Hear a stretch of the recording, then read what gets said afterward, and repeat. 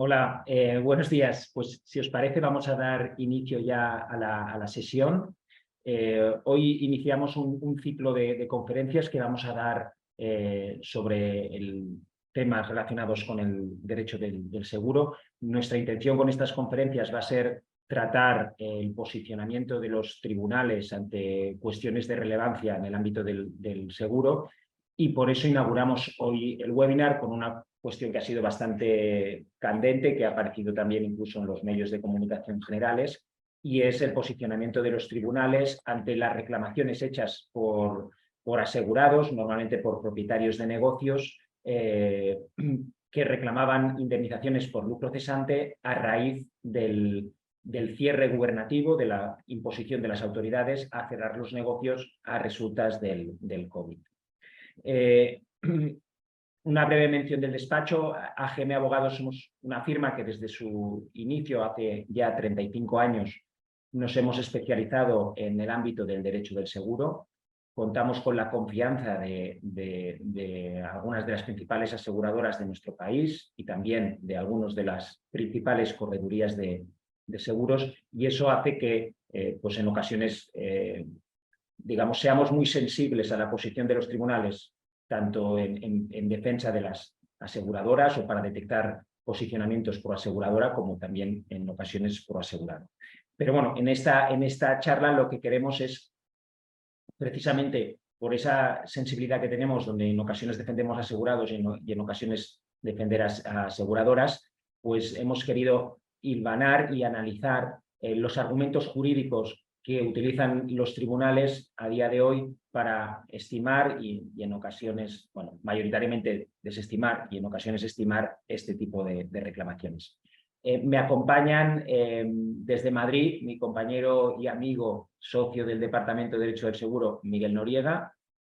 y aquí en Barcelona está conmigo Elena Torrell, que es asociada senior y auténtica experta en Derecho del Seguro, asociada senior del Departamento. Buenos días a todos. Buenos días a todos. Y quien nos habla, Sergio López, que soy el socio responsable en la oficina de Barcelona. Y ya sin más preámbulos, entramos a la ponencia. No ha sido hasta el año 2022 y 2023 que las audiencias provinciales se han empezado a pronunciar sobre este tipo de reclamaciones. El supuesto de hecho, como decíamos, es prototípico, es el titular de un negocio que tenía contratada una póliza. En todos los casos que hemos visto son los casos analizados son pólizas de multirriesgo empresarial, y una de las coberturas era el lucro cesante. Y ese tipo han sido múltiples los asegurados que han interpuesto reclamaciones extrajudiciales y posteriormente judiciales pidiendo una indemnización por ese lucro cesante a raíz de tener que cerrar el negocio por una imposición de la administración. En el año 2021 ya empezaron a haber fallos por parte de las sentencias por parte de los tribunales de primera instancia, pero no ha sido hasta el 2022 que han empezado los pronunciamientos por parte de las audiencias provinciales. Eso hace que hayan determinadas provincias cuyas cortes pues, tengan un posicionamiento más proasegurador y otro más proasegurado. Lo hemos simplificado de esta manera para recoger las dos tendencias que hay. Valga señalar ya desde un inicio que la tesis mayoritaria es desestimatoria de este tipo de reclamaciones. Y es desestimatoria, y me avanzo en la materia brevemente, por entender que la cláusula típica que condiciona que haya esta cobertura a que tenga lugar un siniestro previsto en la propia póliza, sea un incendio, una inundación, lo que sea, eso es una cláusula que se entiende delimitadora y por lo tanto es una cláusula que no exige los requisitos del artículo 3º de la Ley de Contrato de Seguro, que exigen aprobación expresa y que sea destacada y que se haya firmado y que la haya aceptado para su validez. Y con ese argumento y recogiendo también pues la regulación legal de este tipo de este tipo de cobertura del lucro cesante, recogiendo lo mencionado en los artículos 63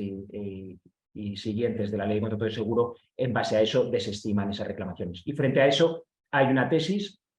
sostenida por varias audiencias provinciales donde pueden entender que esas cláusulas, en vez de delimitadoras, serían limitativas y exigen una serie de requisitos, y también son, en esa amalgama de pronunciamientos desestimatorios, también se recogen otros principios y otros, digamos, artículos que están en otras leyes ajenas a la ley de contrato de seguro, como es el Código Civil o la Ley de Condiciones Generales de Contratación, y en base a esas, cuando aprecian que hay una oscuridad o una falta de claridad, todo eso sirve para argumentar una estimación de esa reclamación por entender que las pólizas no eran claras. Como decimos, hay una disparidad a nivel de las audiencias provinciales que esperamos que el Supremo, pues, cuando este tema llegue a casación, se unifique. Y lo que hemos hecho ha sido analizar todas las sentencias que han habido en el año 2022 y 2023 y las hemos dividido en proasegurado y proasegurador. Posteriormente analizaremos el contenido o la argumentación de la mayoría de estas sentencias, ¿no? Destacar, por ejemplo, que en las Islas Baleares se tenga seguramente una de las tesis más proasegurado y, por lo tanto, pues ahí que hay muchísima actividad comercial, lógicamente eso generará mucha inquietud a las compañías de seguros, porque la tesis que está defendiendo ahora mismo la audiencia provincial, por lo tanto con un gran influjo sobre los jueces de primera instancia que estén en Mallorca o en Ibiza, es proasegurado en este tipo de reclamaciones. Ahora veremos en base a qué argumentación. Sin embargo, como ya se ve de este listado, la mayoría de las sentencias son proaseguradora por los argumentos que después detallaremos.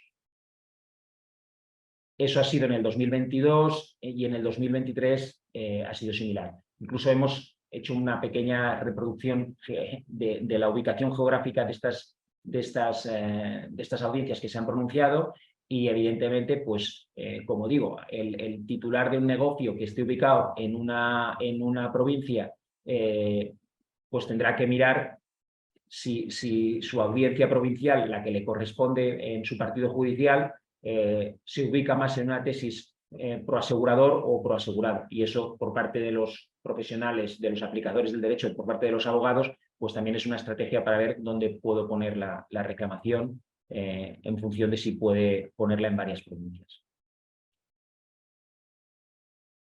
En 2023, bueno, han habido menos fallos, entre otras cosas, lógicamente, porque todavía no ha acabado el año, pero bueno, las que hemos analizado, como decimos, son mayoritariamente proaseguradora, aunque hay también una que es proaseguradora.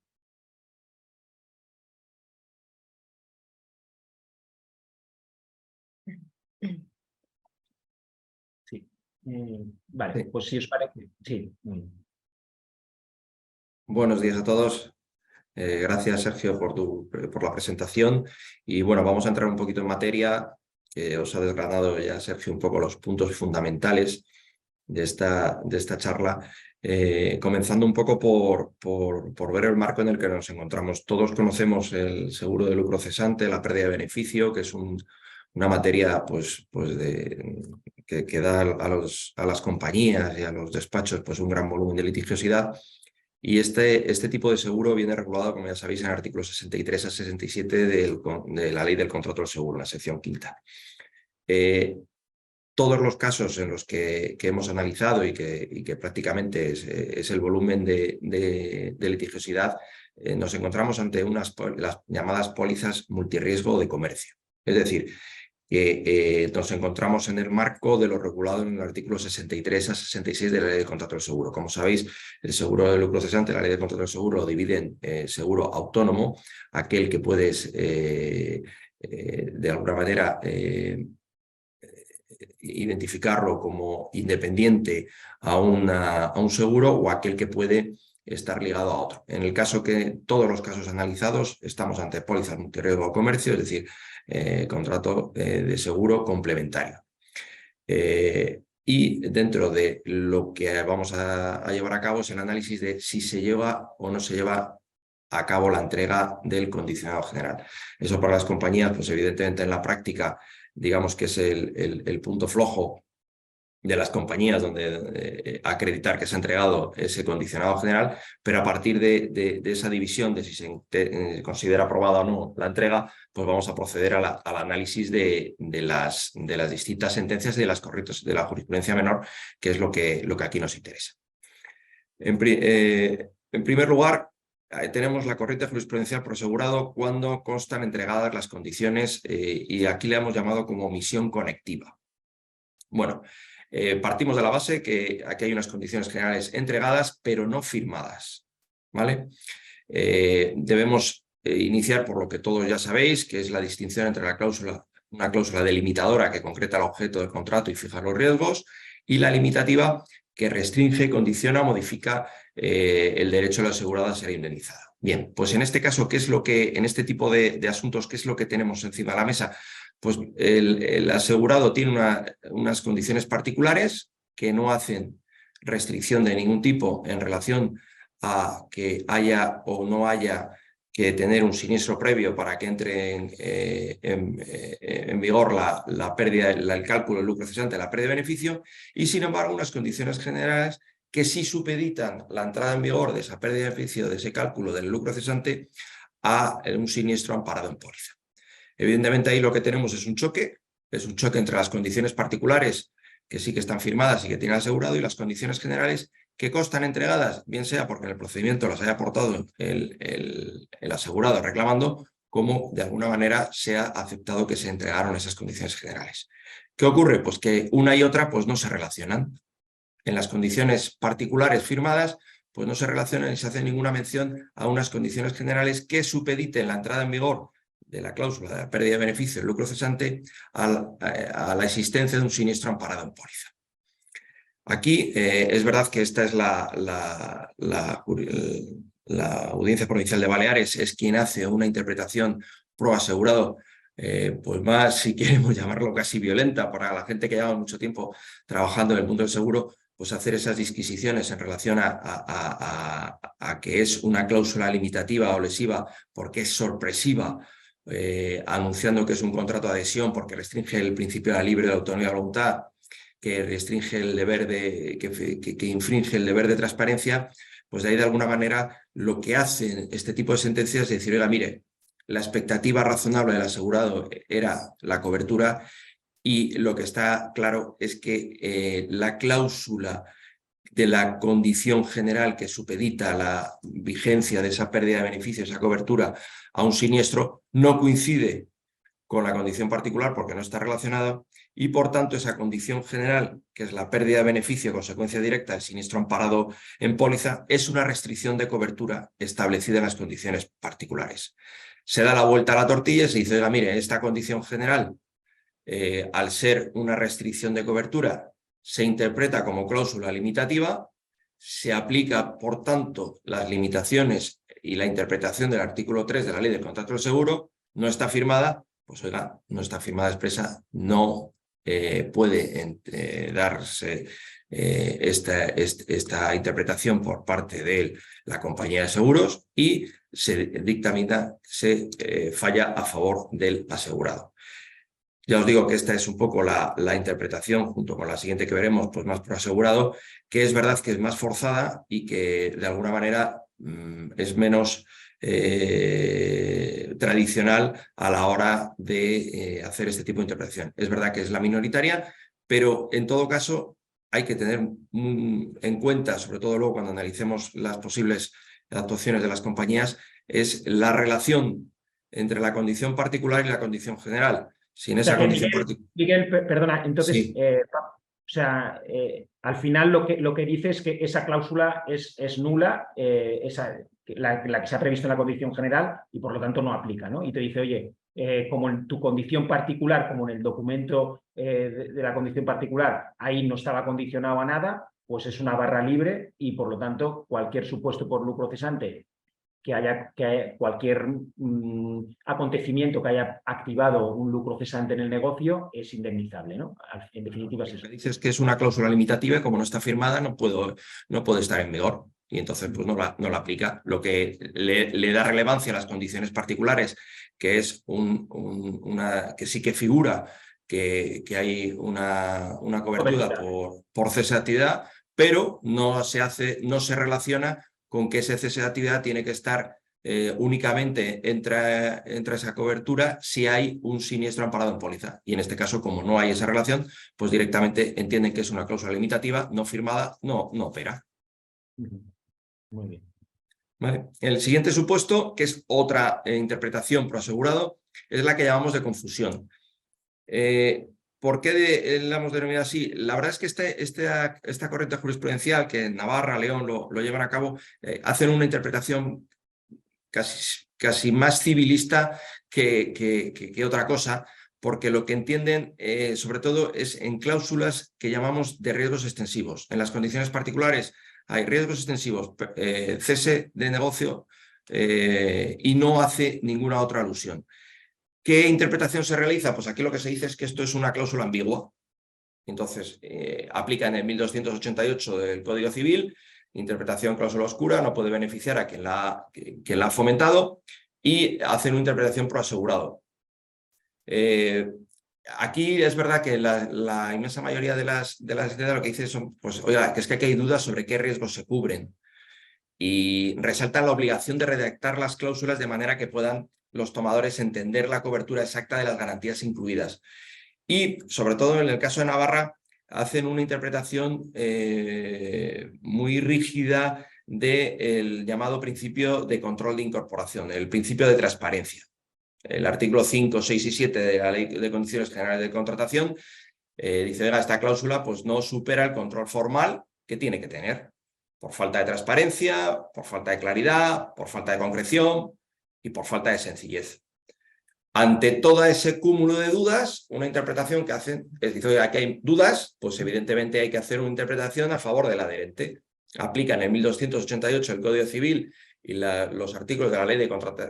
las Condiciones Generales de Contratación, y dice, oiga, esta cláusula de riesgos extensivos, si hay una contradicción entre la cláusula que define y acota el riesgo, pues hablan de una exclusión sorprendente. Dice, oiga, mire, yo no me esperaba que ese cese de actividad no esté cubierto porque de alguna manera no, es una cláusula ambigua y no coincide tampoco con lo que refleja el condicionado general. ¿Qué pasa? Pues que vuelven a la misma conclusión, quizá con otra fundamentación, que, oiga, esto es una cláusula limitativa en las condiciones generales donde no aparece la firma, otra vez el artículo 3 de la Ley de Contrato de Seguro, y que ha de entenderse por no puesta. Es otra interpretación en relación un poco a dar la razón al asegurado, ¿no? En relación a que sí que hay cobertura, que choca frontalmente con lo que tradicionalmente pues, ha entendido lo que es un seguro de lucro cesante en relación complementario a un seguro de daños, un seguro multirriesgo como el que nos encontramos, pero es verdad que evidentemente en estas dos corrientes donde constan entregadas las condiciones generales, lo que hay es que, aunque consten entregadas, pues no constan firmadas, hay una cierta falta de relación entre unas y otras, hay una confusión, se tachan como cláusula ambigua, y eso nos lleva a entender que esto es una cláusula limitativa, aunque sea un condicionado general, así lo dicen las sentencias, no está firmada expresamente. Ante la duda, pues interpretación a favor del adherente. O sea que en este caso, Miguel, se está cubriendo por entender que riesgo extensivo cubría la indemnización, ¿no? Efectivamente. Lo que hace es decir, oiga, esta cláusula de riesgo extensivo en el cual cita el cese de actividad, pues dice, oiga, mire, si aquí no hay ninguna relación ni tampoco está diciendo que esto tenga que depender de un siniestro amparado en póliza, pues directamente, por mucho que a los que nos dedicamos al mundo del derecho al seguro, pues nos choque esta interpretación, pues así se hace y así se fundamenta en todo este tipo de sentencias. Ya os digo que es sobre todo cuando constan entregadas las condiciones generales. Luego ya veremos que Elena nos desarrollará cuando no constan, pero en este caso, cuando constan entregadas estas para las compañías, digamos que donde tenemos que tener el análisis de decir, oiga, mira, aquí hay una omisión conectiva, es decir, se relacionan, no se relacionan, esto puede ser una cláusula sorpresiva, es una expectativa razonable, o en este caso un tema de confusión, que es más una interpretación civilista de 1288 del Código Civil y de la Ley de Condiciones Generales de Contratación, artículos 5, 6 y 7, y lo que hacen es un poco, pues no entrar al detalle de qué es el seguro de lucro cesante del artículo 63-67 de nuestra Ley de Contrato del Seguro. O Y sea, por último... acusan entonces de ambigüedad a la cláusula, al condicionado, al redactado, y entonces le hacen pagar el pato, por así decirlo, a la aseguradora en base a esos artículos generales que dicen que el causante de la oscuridad en la redacción de un contrato debe asumir esas interpretaciones que le sean perjudiciales, ¿no? Efectivamente, es la interpretación pura y dura de 1288, que es el que acabas tú muy bien de resumir, y pues hacen una interpretación pues, a favor del adherente, es decir, oiga, esto es un contrato de adhesión, a favor del adherente que no lo hagamos. Y por último tenemos en el caso de cuando se entregan las condiciones generales, pues la corriente jurisprudencial por aseguradora. Aquí lo que se hace es una interpretación pues pura y dura de la ley del contrato de seguro y que aparece, pues bueno, pues dentro de lo que cabe en estos supuestos donde se han entregado las condiciones generales, pues es una interpretación mayoritaria y parece hasta cierto punto la más lógica en derecho. No quiero decir que la otra no sea lógica, ya sabemos que en derecho se puede interpretar prácticamente blanco y negro a la vez con cierto fundamento, pero en este caso, pues bueno, lo que se hace es, pues en todos los pronunciamientos se hace un análisis de lo que es el seguro de lucro cesante, que está definido en los artículos, ya hemos dicho, 63 y 67. Sobre todo se parte de si es un contrato autónomo o no, porque evidentemente yo creo que aquí lo fundamental es decir, es hacer cuando analizamos este tipo de siniestros, este tipo de asuntos, cuando nos llegan al despacho, diga, mire, pero bueno, esto es una póliza multirriesgo, es un contrato autónomo. Si es un contrato autónomo, pues evidentemente tiene una forma de defenderse y si no es un contrato autónomo, como el 99% de las ocasiones, o en este caso todo lo que estamos analizando, pues evidentemente pues es un seguro complementario de otro seguro. En este caso ya te digo que es el multirriesgo. De hecho, nosotros para ello, la interrupción tiene que ser consecuencia de un hecho amparado en póliza. ¿Vale? Eso es fundamental. Y sobre todo, otro rasgo absolutamente característico que en la inmensa mayoría, no en todas, cierto es,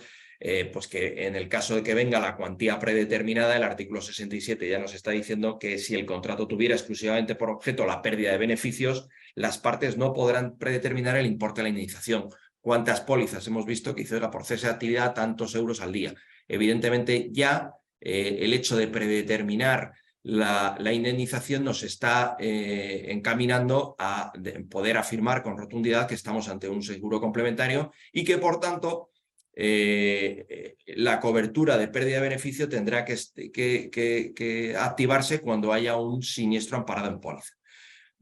Se vuelve a la distinción entre la cláusula delimitadora, que son las que definen, delimitan la cobertura, es decir, qué riesgo se cubre, en qué cuantía, durante qué plazo y en qué ámbito espacial. Eso es fundamentalmente lo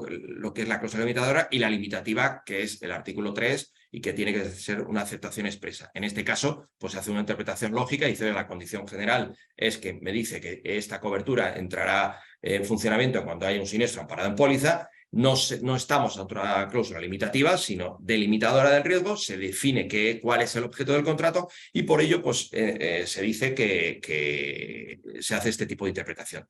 Se hace en la inmensa mayoría de las sentencias, porque es verdad que este tipo de clausulado tampoco es excesivamente complejo para las compañías y se dice, oye, pero esto está redactado de forma clara y precisa. Pues evidentemente eso... Pues en este tipo de cláusulas son todas muy parecidas y dice que, mire, siempre que haya, prácticamente además se remiten al artículo 63 cuando se habla de no haberse producido el siniestro descrito en contrato, parece que no hace falta excesiva interpretación más allá de la literal para entender que esto pues, están redactadas de forma clara y precisa, que no es lesiva porque no privan del contenido ni hacen ningún tipo ni hacen ilusorio el posible cobro de este derecho. Es más, lo que se dice es que en este tipo de seguros perfectamente el asegurado podría percibir la indemnización si se llega a producir el siniestro amparado en póliza. Y sobre todo, hay también un argumento que en casi todas de ellas se realiza, es que no es una cláusula sorpresiva ni inusual. con un razonamiento muy lógico. Oiga, cuando ustedes contrataron la póliza multirriesgo, pues evidentemente la pandemia pues es un hecho excepcional y desde luego usted cuando lo contrató ni sabía ni podía prever que esto era posible y a usted no le puede sorprender. Por tanto, la cobertura por paralización estaría siempre ligada a siniestros que estén amparados en la póliza, que la póliza cubre, y no a otros riesgos no amparados en la póliza, ¿vale? En todo caso, estas sentencias lo que hace es pues, que desplaza la controversia a concretar el siniestro, como ponemos aquí, al que se hace referencia, ha sido objeto de cobertura en la póliza. Es decir, el siniestro tiene amparo en la póliza, entra en vigor la cobertura por pérdida de beneficio. No tiene siniestro en póliza, no tiene el amparo el siniestro, pues en este caso, la paralización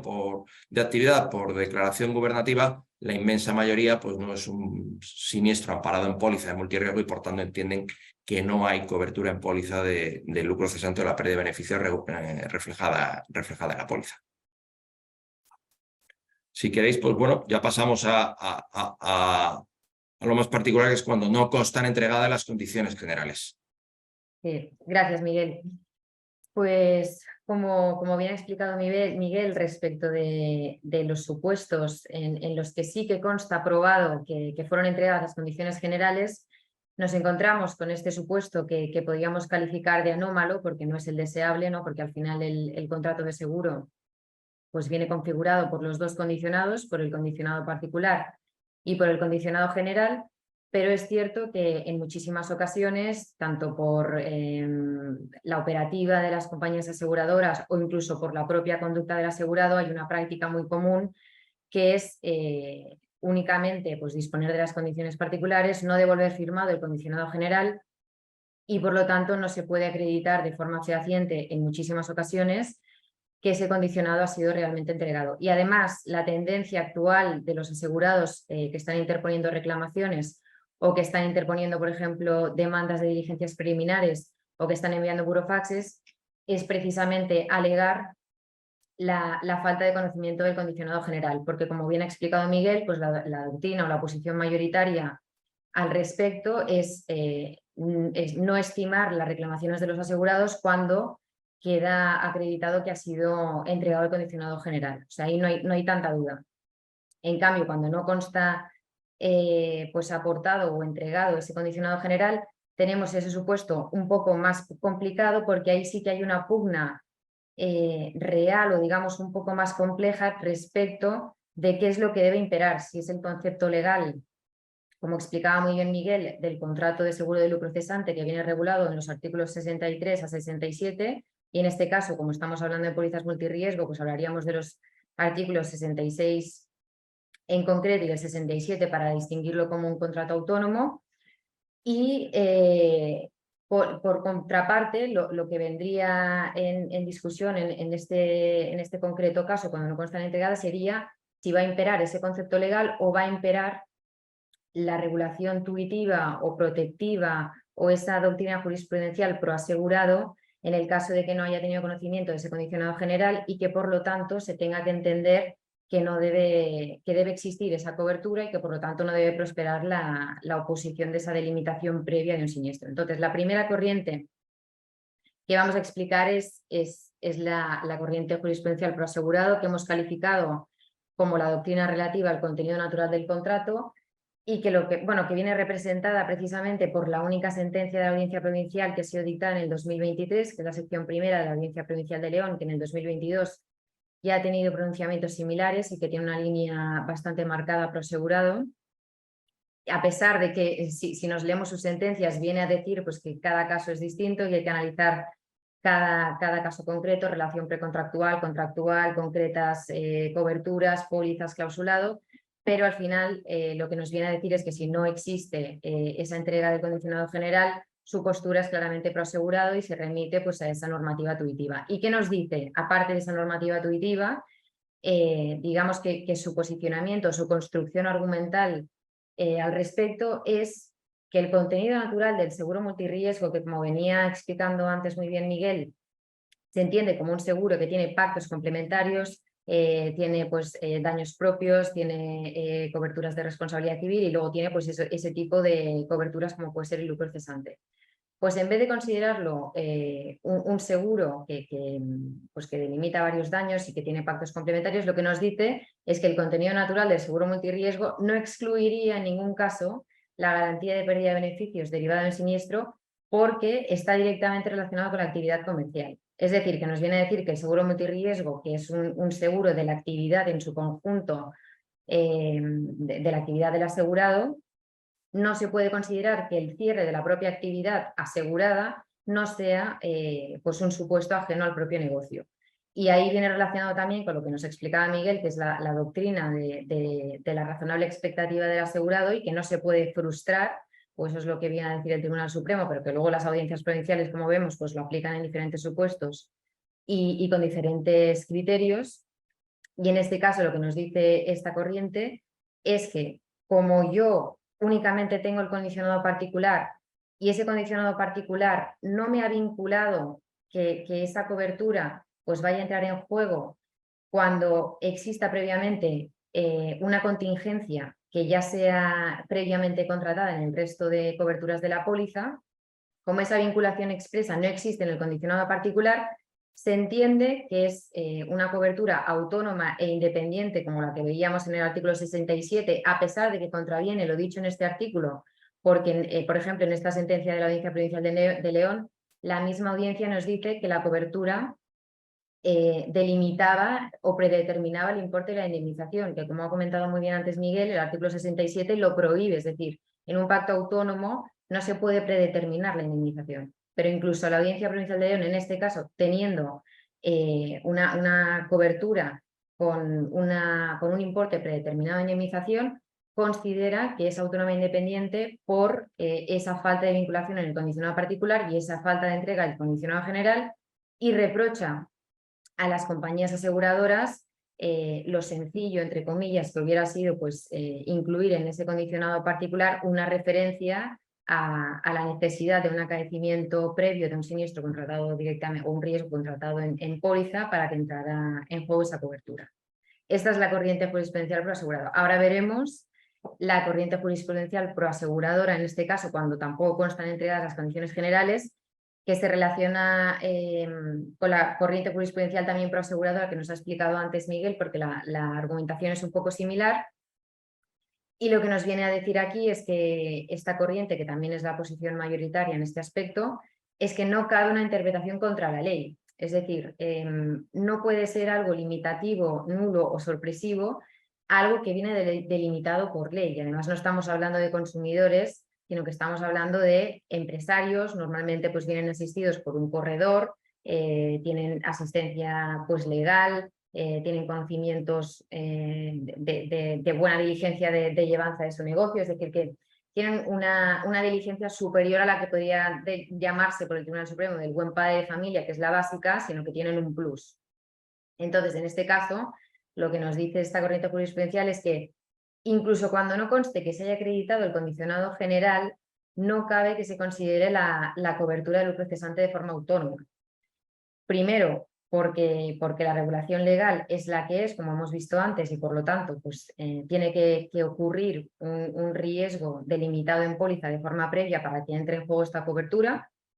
Y entonces nos dice en relación con ello es que no puede entenderse subsumido entre estos hechos un evento que únicamente produce la pérdida de beneficios. Es decir, no lo tengo cubierto como un riesgo autónomo, no es un contrato autónomo, es un pacto complementario. Y como hemos visto antes, la naturaleza del contrato multirriesgo es que existan pactos complementarios. Entonces, como esa interrupción de la actividad no se produce como consecuencia de un daño previsto en póliza, y eso contravendría la propia naturaleza del pacto y por lo tanto la regulación legal, debe desestimarse la reclamación. Por lo tanto, esa contratación de la pérdida de beneficios como garantía opcional supone esa directa relación con la producción de un siniestro que constituye el riesgo asegurado.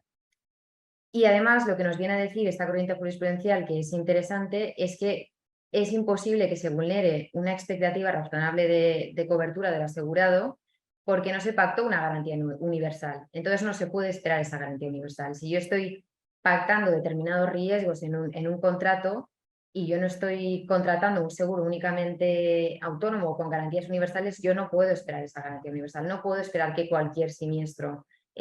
vaya a venir amparado por esa cobertura. Tendrá que haber una delimitación previa. Y esta es, bueno, es la posición mantenida por... Es curioso porque la sección primera de la Audiencia Provincial de Girona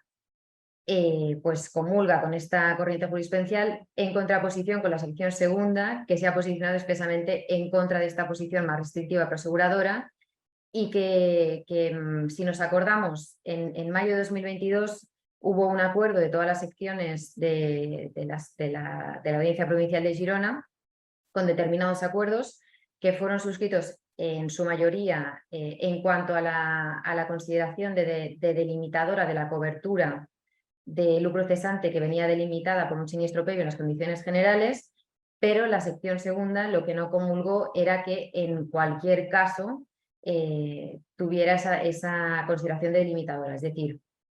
que no comulgaba con esta posición que no cabe una interpretación contra el EGEM, sino que sí que considera que cabía una interpretación contra el EGEM en el caso de que no sean entregadas las condiciones generales. Y aquí hacer una acotación porque, por ejemplo, nuestro despacho ya se ha encontrado en bastantes ocasiones con este supuesto y la interpretación que nosotros consideramos más acertada, pues en el caso de que no consten entregadas las condiciones generales, sería esta posición, precisamente porque comulgando con o estando de acuerdo con esta argumentación de esta corriente, lo que deberíamos o consideramos que deberíamos entender es que es cierto que si yo no tengo el condicionado general, lo que me dice la Ley de Condiciones Generales de la Contratación o el Código Civil es que no se me puede oponer ese condicionado porque no puedo acreditar el conocimiento, pero no podemos tampoco olvidar que la naturaleza del contrato o los requisitos esenciales del contrato que vienen determinados por la ley no pueden saltarse y no nos parece contradictorio respetar lo que dice, por ejemplo, esa regulación más tuitiva, como puede ser pues la Ley de Condiciones Generales. Sí, la Ley de Condiciones Generales para los requisitos de incorporación de esas condiciones generales con la interpretación de la ley. Es decir, si nosotros no podemos oponer el condicionado general que me delimita la entrada en juego de la cobertura por determinados riesgos cubiertos, que normalmente son menos de los que realmente se han cubierto en su totalidad, pues lo que deberíamos decir es, vale, pues no puedo ponerte el condicionado general, pero lo que sí debe entenderse es que todos los riesgos que yo he contratado se me entenderían, pues se entendería que pueden ser... Son condiciones sine qua non para que se active el lucro. Todos podrían ser esa condición sine qua non, como muy bien dice Sergio, para que se activara esa cobertura y no los que delimita únicamente las condiciones generales. Pero más allá de eso, ya sería realizar una interpretación contra ley que entendemos que no cabe. Sí, en esos supuestos lo que estamos primando es la interpretación de la propia ley del contrato de seguro, poniendo el foco en el hecho de que, por nuestra experiencia, los casos que hemos tenido en el despacho son siempre asuntos en los que esta cobertura es complementaria, no es un seguro autónomo. Y entonces, como muy bien decía Elena y decía Miguel, pues en los artículos 66 y 63 de la Ley de Contrato de Seguro ya están estableciendo claramente que hace falta que tenga lugar un siniestro o un acontecimiento previsto en la póliza. Por lo tanto, se trata de poner el foco ahí. Quizás en el condicionado general podrían haber unas ciertas exclusiones que aquí no aplican, pero si en el condicionado particular ya se ve que tú estás contratando pues, un seguro contra incendios o contra robo, pues el lucro cesante solo irá asociado a esos dos acontecimientos.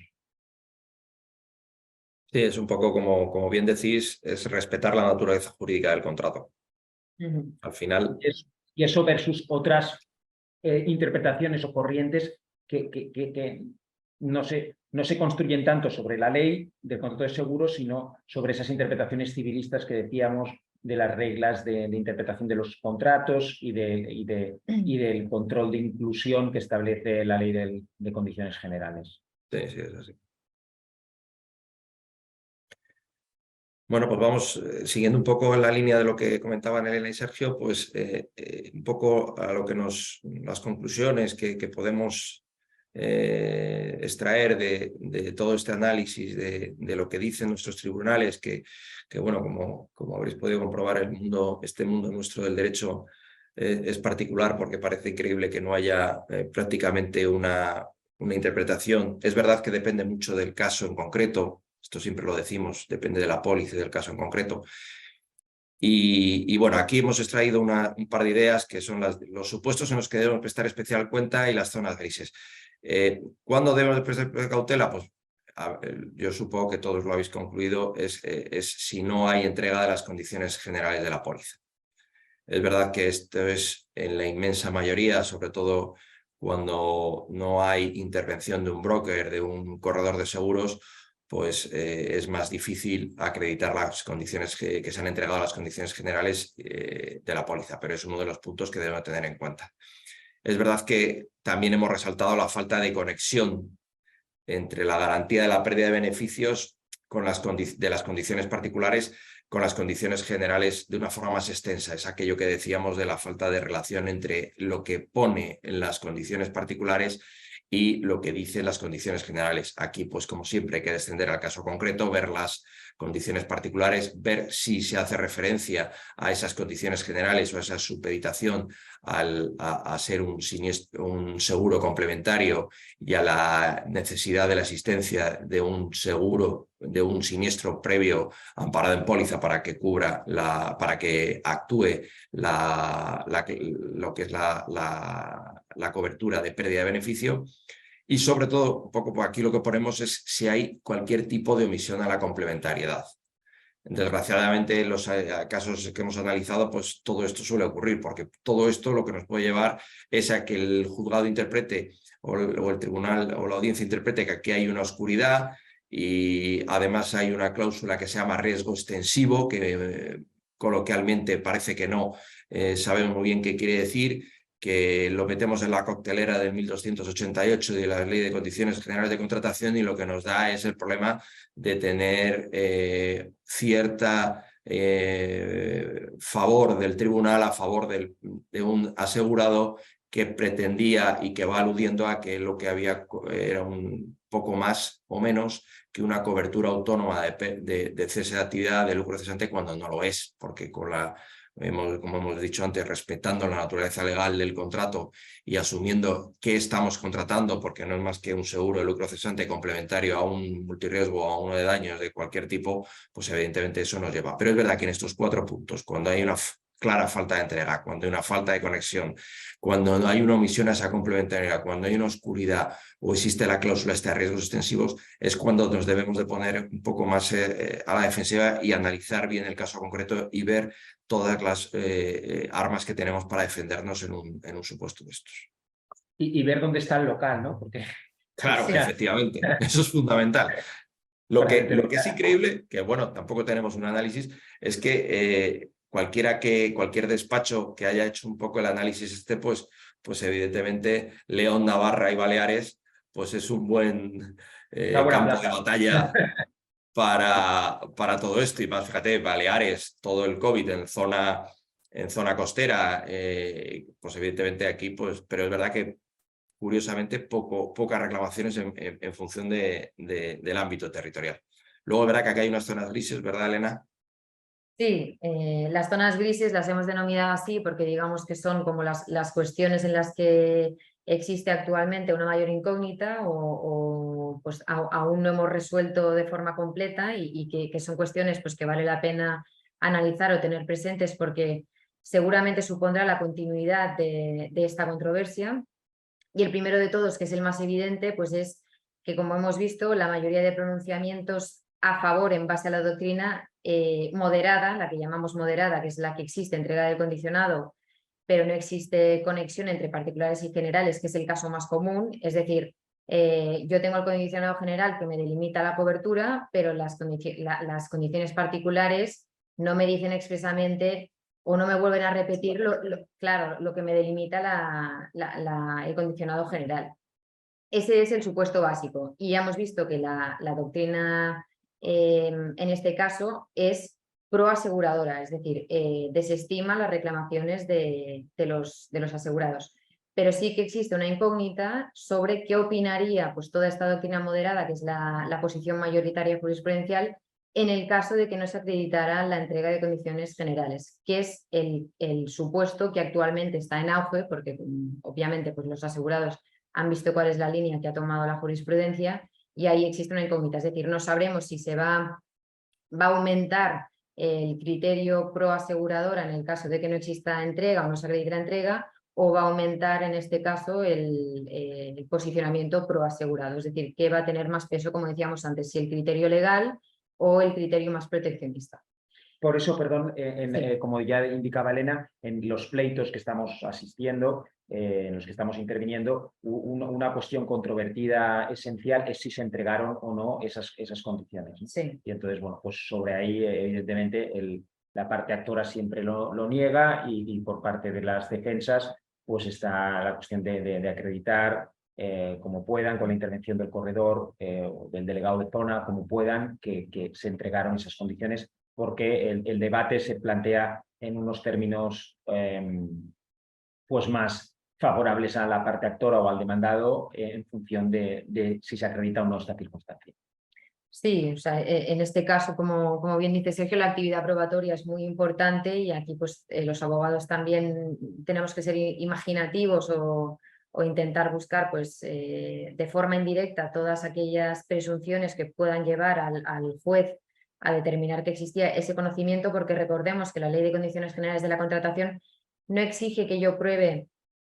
que el asegurado tuvo conocimiento real o que, por ejemplo, acreditar la prueba de recepción o de envío de la póliza o la firma, sino que tuvo oportunidad real de conocerlas o que ha tenido un conocimiento indirecto. Entonces, en ese conocimiento indirecto pues hay una actividad probatoria muy heterogénea dependiendo del caso, pero que puede venir desde, como decía Sergio, la declaración del corredor si existía, comunicaciones por correo electrónico, siniestralidad previa, analizar pues cuáles han sido esas comunicaciones en siniestros previos, si se hacía referencia a condiciones generales, si estaba la póliza colgada, pues una plataforma online,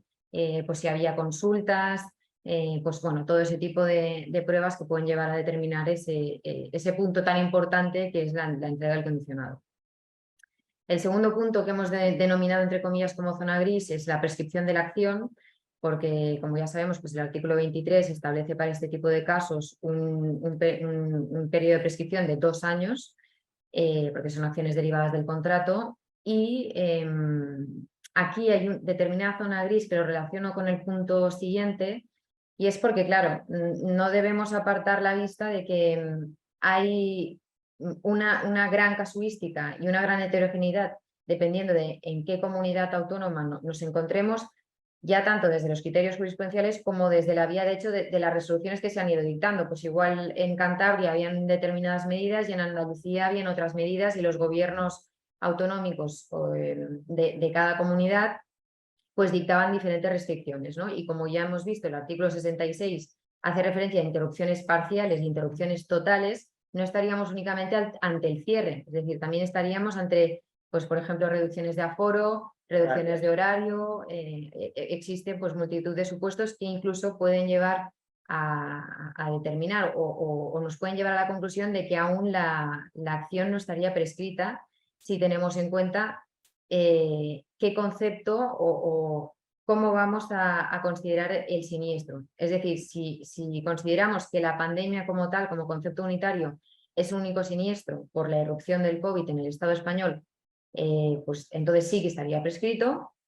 Pero si consideramos que respecto de cada nueva resolución administrativa o gubernativa que se dictaba con diferentes medidas, y también teniendo en cuenta de si era una interrupción parcial, total o había determinados supuestos, pues ahí cabría, si no comulgamos con ese concepto unitario de siniestro y entendemos que cada siniestro es distinto dependiendo de cada medida distinta, sería posible que aún no estuviera prescrita la acción. Entonces habría que analizar muy bien caso a caso en qué comunidad, qué medidas concretas se han dictado y qué es lo que se está reclamando en concreto. Y por último, el último punto que hemos conceptuado como zona gris y que ha adelantado muy bien antes y ha explicado muy bien antes Miguel, es sobre todo en base al artículo 4 de la Ley del Contrato de Seguro, que hace referencia a la inexistencia del riesgo en el momento de la contratación para declarar nulo el contrato. Y aquí la jurisprudencia lo ha tratado muy poco, y es verdad que tanto las defensas de las aseguradoras como de los asegurados no lo han traído demasiado a colación, pero sí que ha habido un par de sentencias que han tratado esta cuestión. Y que además es curioso porque dependiendo de si esa sentencia o ese juzgado o tribunal en concreto pues tiene una posición o mantiene un posicionamiento proasegurado o proaseguradora, interpreta este artículo 4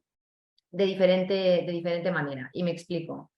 El artículo 4 en concreto, para que lo tengamos todos en mente, lo que nos dice es que el contrato de seguro será nulo, salvo en los casos previstos por la ley, si en el momento de su conclusión no existía el riesgo o había ocurrido el siniestro. Claro, la jurisprudencia o el posicionamiento proasegurado lo que nos dice, interpretando este artículo 4 a favor del asegurado, es que las aseguradoras conocían desde hacía más de 15 años que existía este riesgo de pandemia y que por lo tanto podían incluir una exclusión expresa en el condicionado, excluyendo este tipo de riesgo. Y en cambio el posicionamiento que es proaseguradora lo que nos dice es, oiga, el asegurado en el momento en el que suscribió la póliza ni siquiera se le hubiera pasado por la mente que existiera este riesgo. Por lo tanto, si no existía este riesgo desde la conceptualidad intelectual del asegurado, no se puede entender incluido en el contrato. Y este sería un poco pues, el marco unitario de la cuestión. Muy bien, pues como veis es un tema digamos apasionante donde hay todavía mucho debate jurídico que quedará resuelto cuando llegue al Tribunal Supremo y hasta que eso no se unifique, pues como decíamos, hemos de tener en cuenta digamos, cada supuesto de hecho, estos criterios que hemos fijado de entrega o no de condiciones generales, falta de coherencia, etcétera, entre un documento y otro, y la ubicación donde esté el comercio del potencial reclamante para ver las expectativas o las probabilidades de que se estime una reclamación o no. Y ya sin más, porque estamos llegando ya a la hora, vamos a pasar a las preguntas, agradecer la asistencia y también que se hagan preguntas porque así bueno, pues ponemos sobre la mesa temas que nos preocupan a todos. Sí, la primera pregunta de Carlos es si hemos tenido alguna sentencia en la que el seguro tuviera la consideración de gran riesgo. A nivel particularmente, o sea, a nivel del despacho no hemos tenido la defensa de algún asunto que tenga esa consideración en fase judicial. Sí hemos tenido unas diligencias preliminares, pero no hemos tenido una... aquí en los temas estos del gran riesgo hay otra casuística que es que hay en muchas ocasiones la traducción o el condicionado general o condicionado particular de las pólizas que son traducción en muchos casos del Reino Unido. Aquí sí es verdad que hay alguna vez que hemos analizado y que sí que es verdad que la cobertura por cese de actividad ya no es más compleja. En el tema, yo supongo que la pregunta de Carlos irá un poco por ahí, es decir, cuando hay un gran riesgo y la póliza viene dada, que es prácticamente una traducción de una de UK, y ahí